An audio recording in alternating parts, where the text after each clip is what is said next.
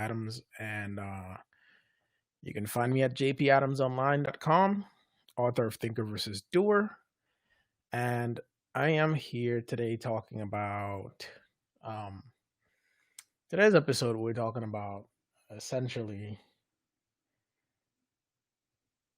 what people don't tell you about starting and kind of like succeeding in a business when you're running it on your own. Um, I think so.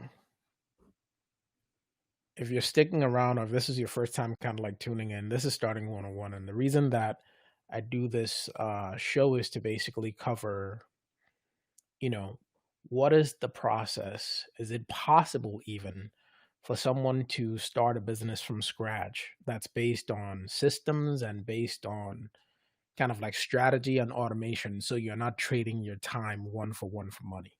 So that's the underlying question. And it also doubles as a way for me to show the process of me doing the exact same thing and then just kind of like showing it up here. So today, yeah, we're talking about what people don't tell you about succeeding when you're starting out on a business on your own. And the reason I think it's important for people, especially like people that are kind of like grinding, side hustling, and so on, is that I've found that as I keep going through this process and I come on here every day, there are a few things that keep tripping me up. So today I actually like reached out to a few people and I asked them like, "Hey, you know what? I'm going on. What do you want me to talk about?" And some people named some things, and with all those things that they named, it turned out that ultimately just comes down to this thing of how do you succeed when you're starting and how do you keep it going. So I'll kind of like go through the punch list of the things that people said, and hopefully, as you're following along, you'll see how um, essentially those steps can help you with a shift, whether it's a mindset shift or whatever, to get better results and kind of like get more traction and momentum in your own business. So if you're hanging out or you're watching, then leave a comment. I'm going to actually like keep an eye on the chat today and actually like watch that and pay attention to it. But I'll jump through the punch list over here. And a little bit of a fair warning is I'm on daddy duty. So if you hear kids noise or something like that, this is going to come to an end fairly quickly because I'm going to run in there to handle business. Right? Kids asleep, daddy will record. So I'm here. So let's talk about the very first thing. Now, this is like the things that people don't tell you. Now, I think when you're used to having a job where, the environment is set up, your team is already there, you have a manager, you have all these things in place, then it's easy to kind of like take those things for granted.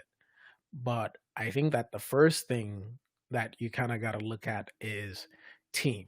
Now, when you're thinking about a team, it's, when people think of a team, it's kind of like, all right, what team am I joining? What group of people am I going to join and work with? But it's actually bigger than that, especially when you are taking a more entrepreneurial mindset to what you're doing. And the reason it's bigger than that is because your team is really like the collection of people, mindsets, and worldview that you're surrounding yourself with. And that makes a huge difference in whether your business succeeds or failed.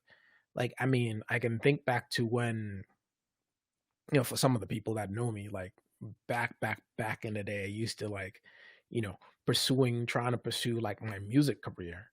And every time you look, people would always say, you need to get your team together. And your team would be like your lawyer, your manager, your accountant, those kind of people, because you needed to have those people in place so that when you go to do your business, you can make sure you're covered on the legal front, you're covered on the money front, you're covered on the, um, logistics front. So I think it's the same thing where it's like you have to look at it where when you're going to any endeavor, you have to look at how are you surrounding yourself with people. Now, if you're a solopreneur, you might not be surrounding yourself with a large group of people. You're not hiring people and putting them on retainer on anything like that, but you still have to keep that exact same mindset of what are you allowing in your bubble? Because ultimately, your goal and your vision has to be yours. Like you have to keep that crystal clear and sharp. What's your mission? What are you trying to accomplish? And once you know that, then you have to kind of like work it back and say, what is the mindset, right? What are the standards of the people? And what is the worldview of the type of person that would achieve this, right? Because if you're trying to go to the moon, for example, well, if someone thinks that, flight is impossible, then they're not gonna even aspire to get out of the stratosphere. So you have to like look at that. So team, and by team I mean like the people that you surround yourself with, even if they're not on your payroll, even if they're not on your retainer, but the type of thought and the type of standard and the type of aspiration of the people that you let into your bubble as it relates to your business has to be top of mind when you're picking your team, even if it's just your support team, even if it's just your board members, even if it's just your advisors. So that's the first thing that people don't tell you about is the importance of team, because the wrong type of person, the wrong type of mindset, the wrong type of standard will zap your energy, right? I'm in here, my kid's asleep. It's 10 o'clock on a Friday, and I was actually supposed to go out, and I realized that I had to, you know, do daddy duty, and I couldn't go out. And instead of me just going and chilling and watching TV, I'm in here recording because I'm like, you know what, priorities, opportunity, and so on. But if you have the wrong type of people around you, then, you know, they would not encourage you to go do what you're supposed to do. Like my friends, I hit them up and they're like, yep, focused, on point, talking about the business. Like that's the kind of thing. And like we can chill, we can still kick it, but they're here. So I would say that's the key with the team. The next thing that people don't really tell you about is motivation. Um, even right now, like I seem amped and hyped, but I'm tired. Like I took a power nap at 5:30 at the end of the workday. Like I'm still keeping my full-time 9 to 5 day job on top of doing all of this. And yesterday I got kind of carried away. I'll show you guys towards the end of the video, but I got kind of carried away and I worked on kind of like the initial offer that I was talking about with the coding coaching thing that I'm going to be trying to do as my first offer to test out to see if it works.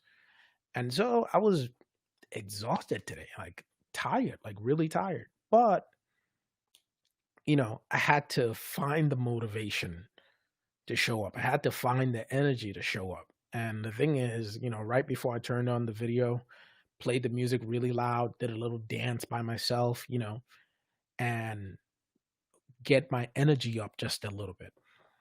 And the reason that I did that is not because I need energy to do this. What I need to do this, what I need to show up is motivation.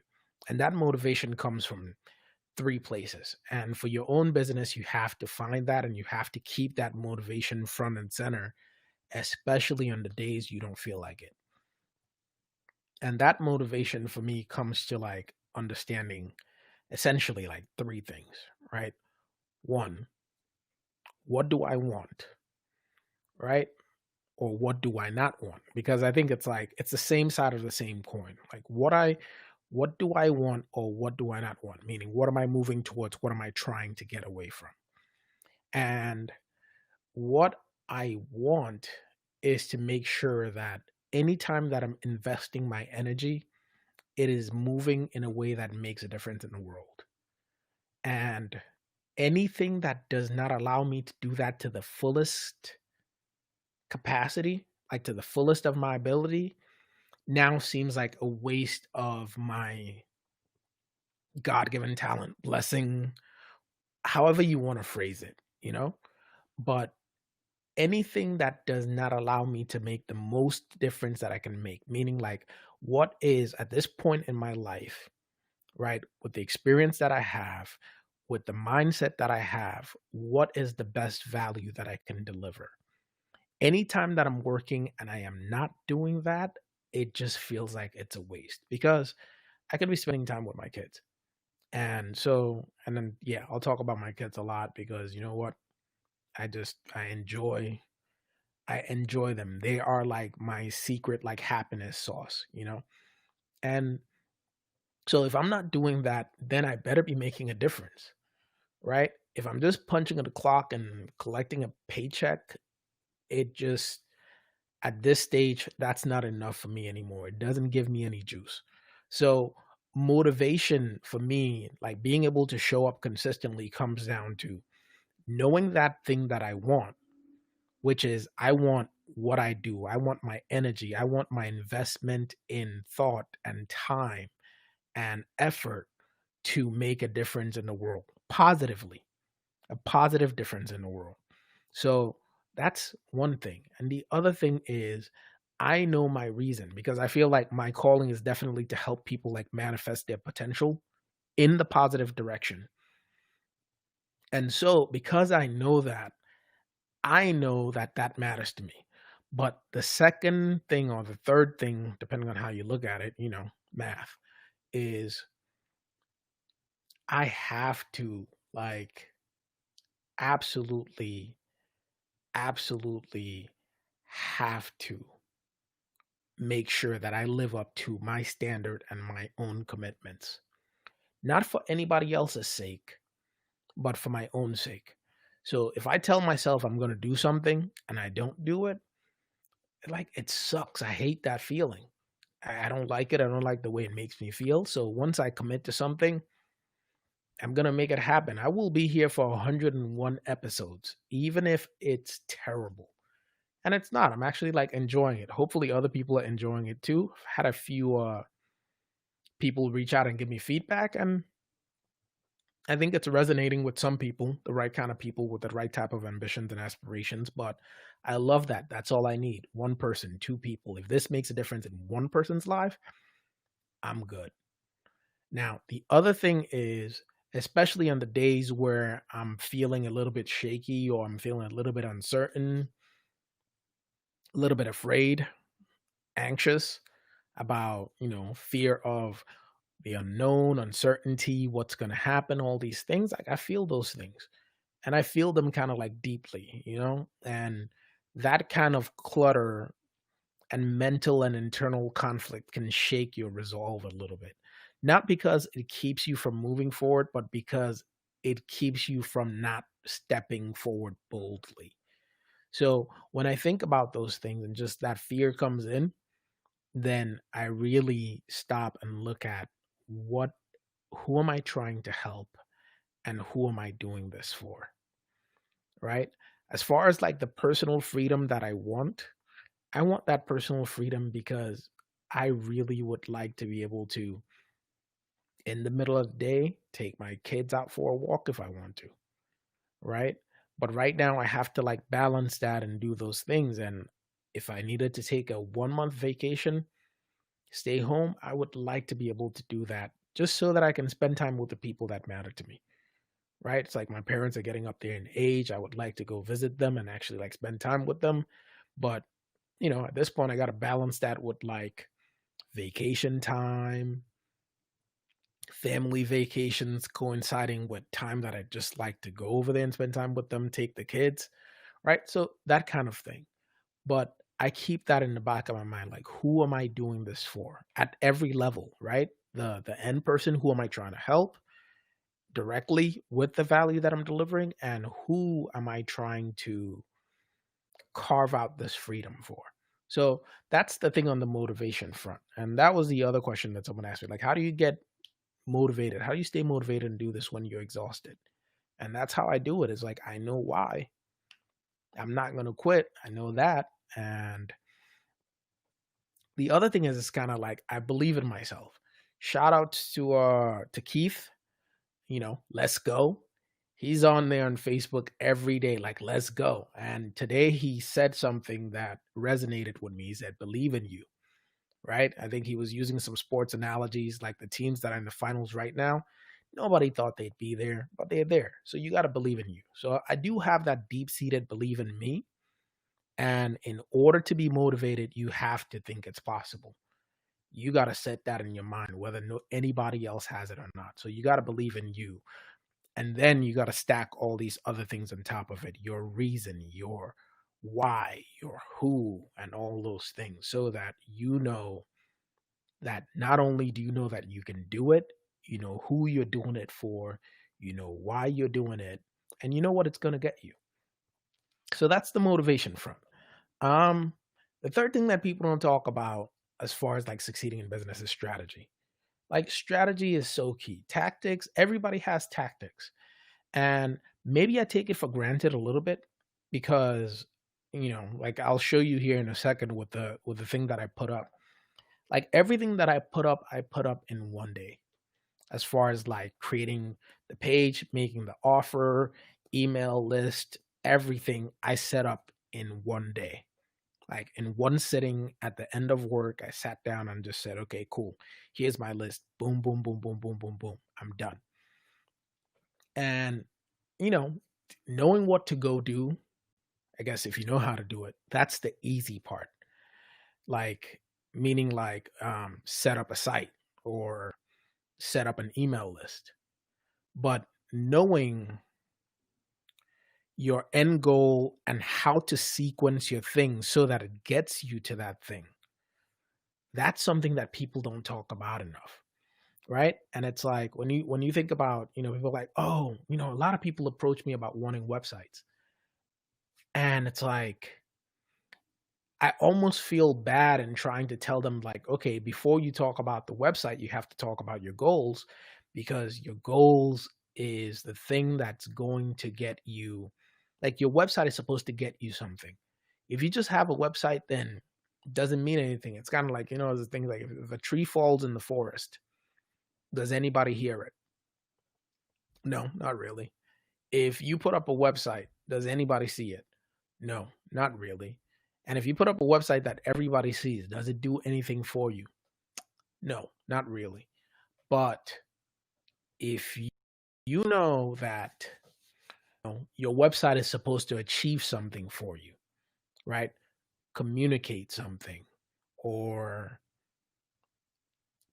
collect email addresses or share your schedule of what you're going to be doing, or, you know, um, gather leads for you, those kind of things, then you can say, even if it's just a blog, right? There should be a purpose to that. What's your content strategy? What is that content supposed to do? Is it just helping people? Is it supposed to establish your authority?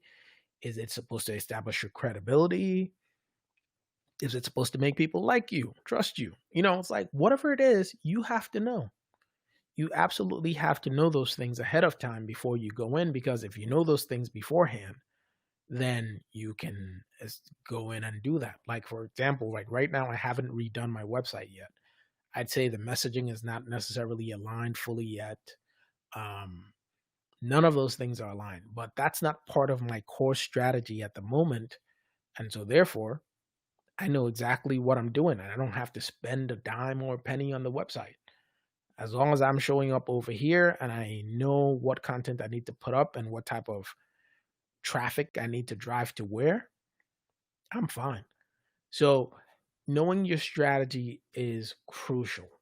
So that's the other thing that people don't tell you is strategy over tactics, objectives over action any day, right?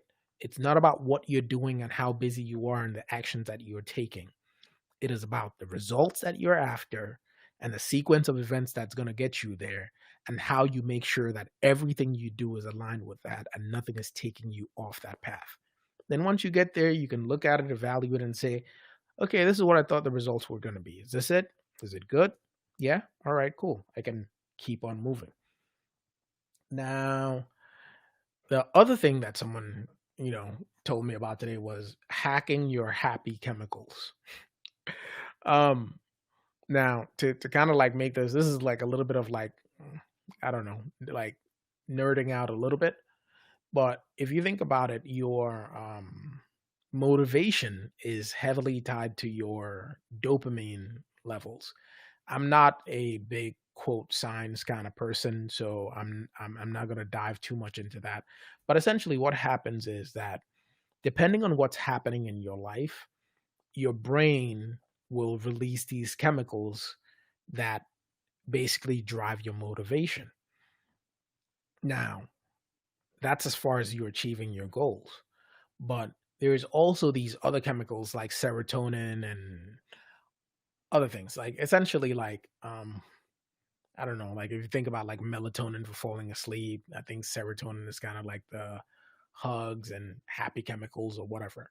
But the point of it is, without even looking or going into the details about the specific chemicals, you can read up on it. Um, there are a few things that you have to do in order to be able to consistently show up, right? You can't be down in the dumps. Like, depression is not a joke. It's like, it's kind of like when people are like feeling down to the point where like they're really like hard on themselves, right? You lose your motivation. You don't even want to get out of bed. You don't want to get moving. So you have to make sure that you're keeping your energy, your umph, right? Your mood, your spirits at a point where you can actually like drag yourself up even when you're tired so that you can show up and do these things. And while there are lots of different ways and more professional approaches to doing that, it just seems like, you know, when I started this, I think my energy was in the gutter. Like it was dragging. And in going forward and looking at that, it's like talking to friends, doing some research and things like that. It's like one of the easiest ways to do it is to just get to a point where there's an amount of exercise that, triggers the, what is it, runner's high is what they call it. And you don't even have to run, right? You could go biking, you could just take a long walk, whatever it is.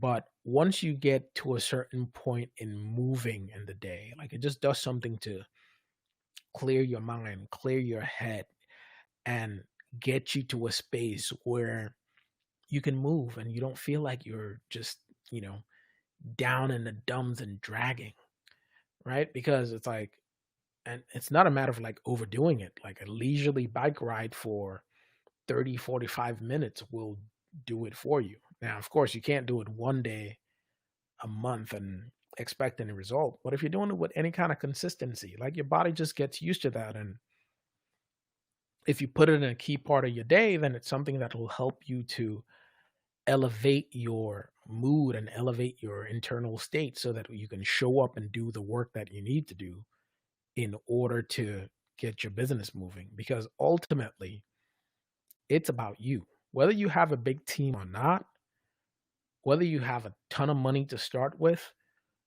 whatever it is, it's about you because it's your mission, it's your vision, it's your change that you're seeking to make in the world. So you have to be able to show up because how you show up will affect your customers. It will affect your team. It will affect the people you're trying to influence. It'll affect all those people. So you got to find a way to kind of like hack those. I mean, the thing is, and that's the thing. It's really like it comes down to excessive social media and these things. I won't get into all of that, but excessive social media, for example, basically triggers your dopamine response, so you feel like you're doing stuff, but you're really not doing something. So if you were supposed to go out and make some sales and you post a video and people like it, you seeing that like sends a signal to your brain that you achieved something. And if you didn't actually achieve something, then you know you don't move forward. Like yesterday, I did not post a video because it was like, okay, if I just do a video versus sitting down, writing the copy that I needed to write and like reaching out to the people and kind of like doing that internal difficult work of finding the motivation to kind of like say like, hey, I made something. I feel self-conscious about it just because it's human, right? You put something out there, it's like, all right, it makes you a little bit vulnerable. You're open. You're exposed for judgment. And so But I made it and I put it out there. But I sat there and went through it, wrote all the things, mapped out all the sequences and everything so that it is there. And then, I'll show you guys that in like a few seconds here. Um, let's see. Happy chemicals. And the last thing that people do not tell you about is the math, right? I think any person that is going into business should have three questions clear as all hell for any project that you're going into. And the first thing is, what is the outcome that you're going for? The second thing is why, as in how does it tie to your mission or your larger objective in a concrete way, right? In a way that somebody else could verify that it's happening. And the third thing is math, right? What is the budget? You have to know the budget, right? You have to know, like, if this thing works, what does it get you? If it doesn't work, what are you losing? And how much are you willing to spend on this? Time wise, effort wise, money wise, right? How much are you willing to stake on it as far as your reputation? Whatever it is, like, you're putting your resources on this thing, you have to know before you even start. How much resource do you have to put?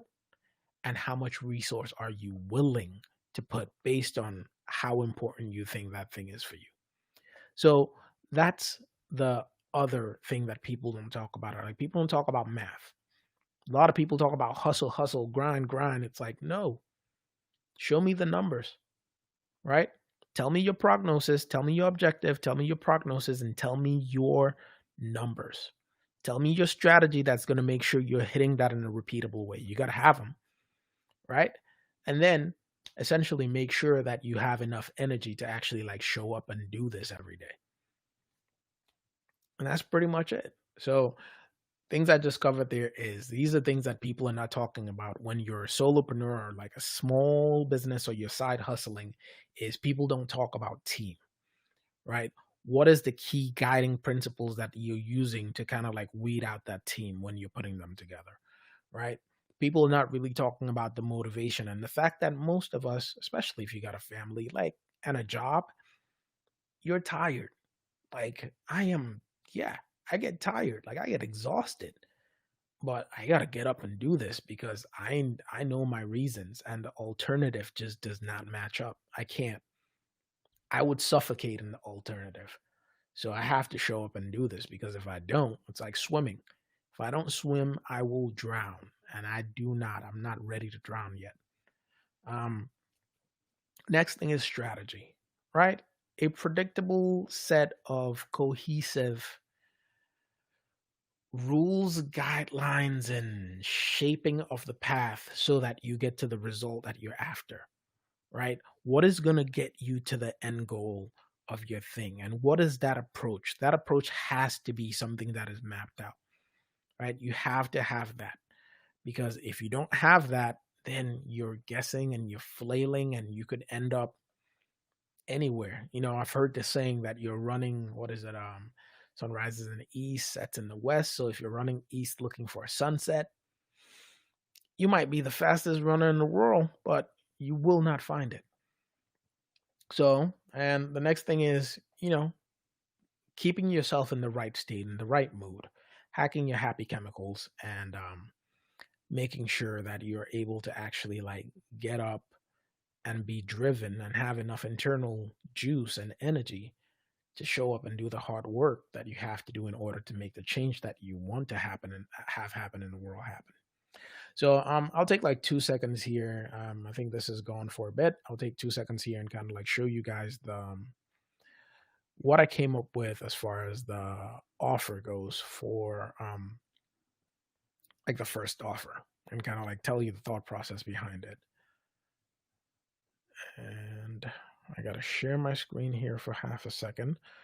Last time I did this, I totally lost the sound, so hopefully I can keep the sound going.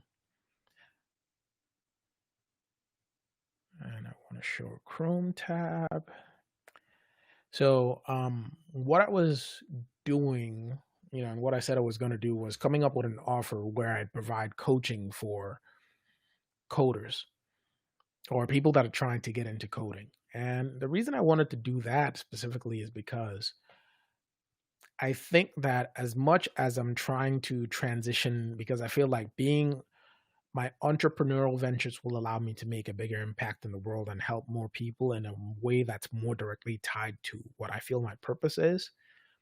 But it would be a terrible loss for me to take everything that I know about coding and the decades, like 2 decades of experience that I have, and not pass that on to anybody that's trying to get in.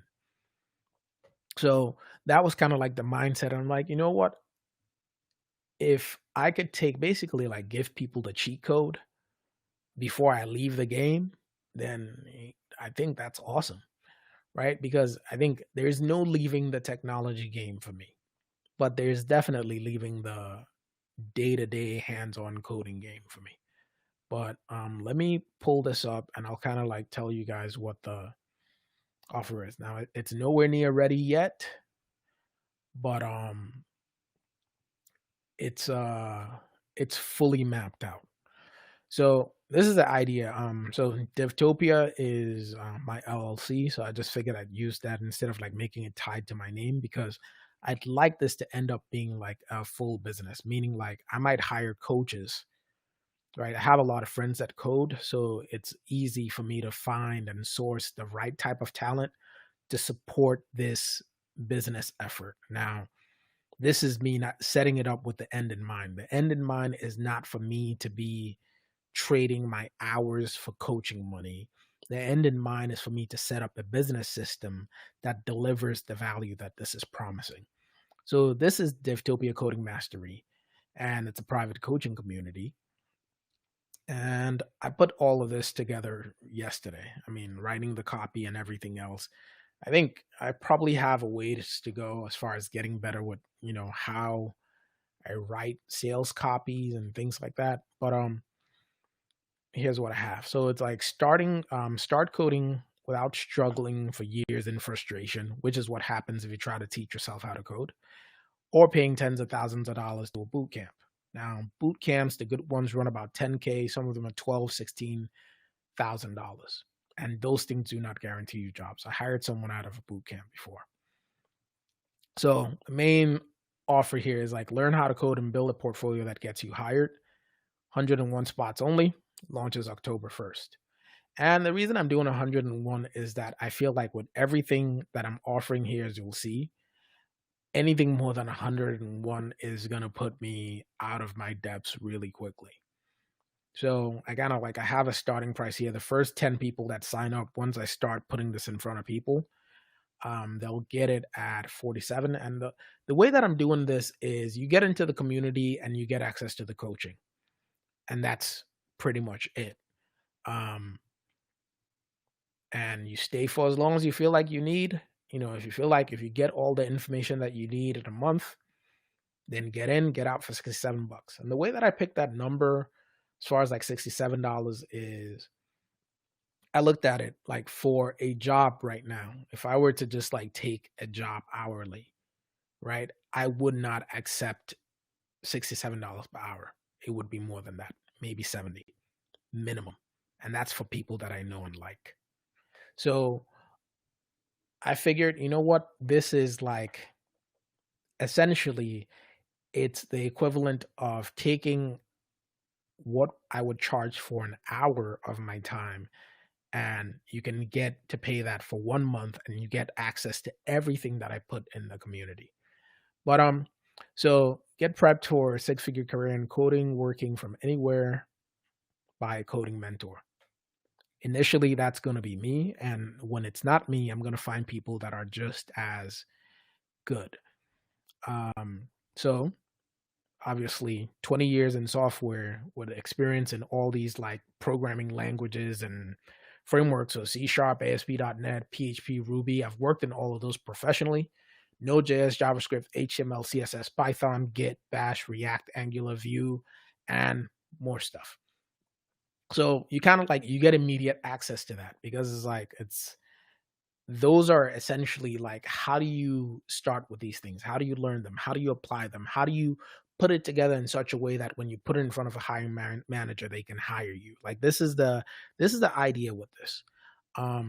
So this is a private coaching community for new and self-taught coders, from a software engineer and a hiring manager. So I've hired people. I've grown team from 0 to 20. I've handled teams here, hired people offshore. So it's like I know what you're looking for. So it's kind of like that's the thought process, is that's the cheat code that I'm trying to bring to this. And it's kind of like, instead of you learning all these things and hoping to kind of like, you know, catch the right wave, I'm trying to take the approach of you can just learn exactly what you need, present it exactly how you need to present it, so that, you actually get into the industry. And I figure if I can get 101 people into this industry, tying along with this whole starting 101 thing, I think that's a success. So, learn to code or code better, build a portfolio that gets you hired, and get your software career started.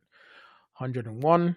And then I kind of like, this is me, this is the figuring out part of it. This is me figuring out, like, how do you put, for people that don't know me at all, how do you put the right level of credibility on here? So, Wilkins Fernandez, this guy wrote a book for Press.com. Press is one of these companies that writes technical books.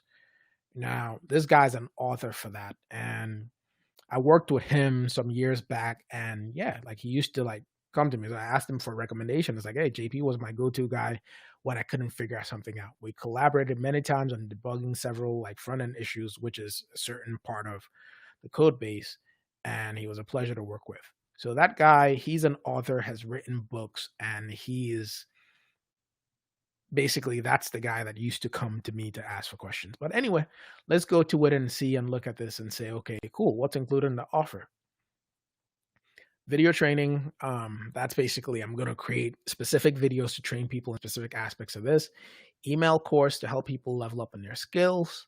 And this is something that I've done. This is kind of like more so along the line of the intent framework. That thing is always up there, jpadamsonline.com/intent. Is I can set up an automation that drips out the training that someone needs, so they're not overwhelmed and like worried, and it hones in a very specific goal and helps you there. A private Facebook community. You get to build up your web development expertise. You get to master front end as a specialty, because I've spent a ton of time in that. You get to choose your backend framework. Now, because of all the frameworks that I've worked with and all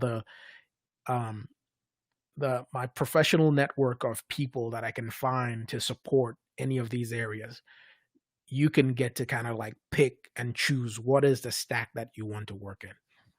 And this thing will include a weekly live stream Q&A, one-on-one coaching hours where I get to basically work with you exactly on what you want. And you get group coaching within the community where you can tag me anytime I jump in, probably once a day, and answer questions, or jump on a call with you and answer questions. Structured learning plans, because a lot of the reason that people fail is just that you flail and you waste all your energy. Now, there's a guy that this was actually a couple of years ago at this point, but he was trying to change career. He was just trying to change his career. And, so I worked with him. He didn't know anything about coding, no computer science degree, no boot camp, no nothing. And I worked with him on Saturdays, a couple of hours on Saturdays, and it took over it's probably like a couple of months, probably like close to 4 months actually. And, and then, he moved, I moved, we kind of like shoot the breeze whenever we saw each other, but like a year had gone by and I didn't know how he was doing. I knew he had gotten his first coding job, but he sent me this email and it's like, hey, I've been technical architect and associate director for almost 2 years now. And he said, I'm afraid of what I will become if it's like, what is it? He said, I'm afraid of what we will become if we apply ourselves and want something really bad. But associate director or director is not enough. I pray I quit my job soon. I want more. Oh, and I guess he didn't have my number anymore, so he would have texted me. But he sent me that in July. And I hadn't really kept tabs. I know he got a job. I was happy for him, and I didn't really like keep track. But this guy's an associate director, right? From not knowing how to code. And I think it's one of the reasons that actually motivated me to choose this path, is because I wanted to if I could help a couple of more people get into the industry, like software is an amazing industry. Like I quit my job in the middle of coronavirus. Like with COVID going on, you know, it got to a point where it was like it was time to move on. And I was able to do that, land, walk solidly into another job. I'm working from home. And that's because I'm in software. So software really like enables you. I feel bad for people that are in other industries and other businesses and they can't leverage technology, because in software, all you need is an internet connection and you need the right skill set. And if you know the tools and you know what to do, then you can deliver your value remotely from anywhere. So I think this is probably a perfect time to do this and maybe help a few more people get into it as well. But additional benefits of the community is obviously you get accountability, professional guest mentors, personalized help, portfolio reviews, resume work, how to work with recruiters. That really matters a lot. Code reviews, your code career ramp up. So that's basically like, how do you want to, where do you want to go? Like, how do you map that out so that you have a roadmap? Interviewing, hot seat sessions, and so on, code review support, and direct professional mentorship from me and everybody, all my friends that are all manager level, director level, VP levels that know how to hire, and they all came through the ranks as coders. So basically, subscribe, get started, and that's the price is 67, which I actually really feel like it's too cheap. But I feel like if you join for a month and you immerse yourself for a month and you get all the value out of it, then quit and go be happy and successful. Or if not, then you get the equivalent of paying me an hour and you get a month of direct coaching from me. This was another guy that emailed me and he basically like he forwarded me this job offer. I removed stuff here, his name or whatever. But he landed a job for 100K, 15% bonus, and 1K in options. Like, I don't know. I don't know. I honestly don't know what people in other industries make sometimes. I know the average salary is like 50K. Maybe it's less than that. I actually don't know. But 100K is a serious, nice offer. But anyway, also covered here like what others are saying. So technical knowledge. I was very fortunate to have worked with JP. I've learned so many technical skills from him, such as application architecture, software design, project management, business implementation plan, to name a few. However, his non-technical skills are what I found most valuable, especially his problem-solving ability and team leading skills. So this is somebody that I worked with at a previous company. JP's knowledge of Angular, Vue, Node, and JavaScript, amongst other technologies, were instrumental in building the foundation of our company's product. That's what someone said. This guy's a 3D developer. He does like 3D games. I'm grateful to have worked with JP. He's exceptional in mentoring, problem solving, organizing, and planning. That's a dude that I worked with at IBM Cloud, and he's now at a company called CIS. Working with JP was some of the best times I've ever had in my career so far. He has this uncanny ability to pull ideas out of your mind and get them on paper, all while organizing and prioritizing things you didn't even know yourself. It's really some Jedi mind trick. And that's from our product manager that I worked with. So it's kind of like, without going in and kind of like reading all this, but hopefully this page is enough to be a first offer that I put out in front of people, and it'll be convincing. Now I've also like reached out to a couple of people to get their feedback, and it seems like I don't know how it will take with complete strangers, but you know what?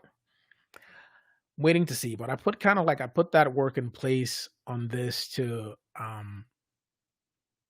see what, you know, if this offer will resonate with people. So it's time for me to kind of like use my own strategy of put the package together and then invite people to it.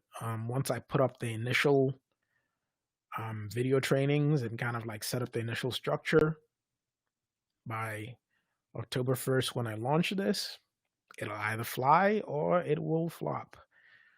I know I can deliver on it, and I think I'm actually giving away everything in the kitchen sink right here, and I really don't know what the pricing is going to be. But hey, that's the first offer, and I want it to fly, so that's just how I'm taking it. But in any case, hey Angie, I see somebody was on here. I don't know if they're still on.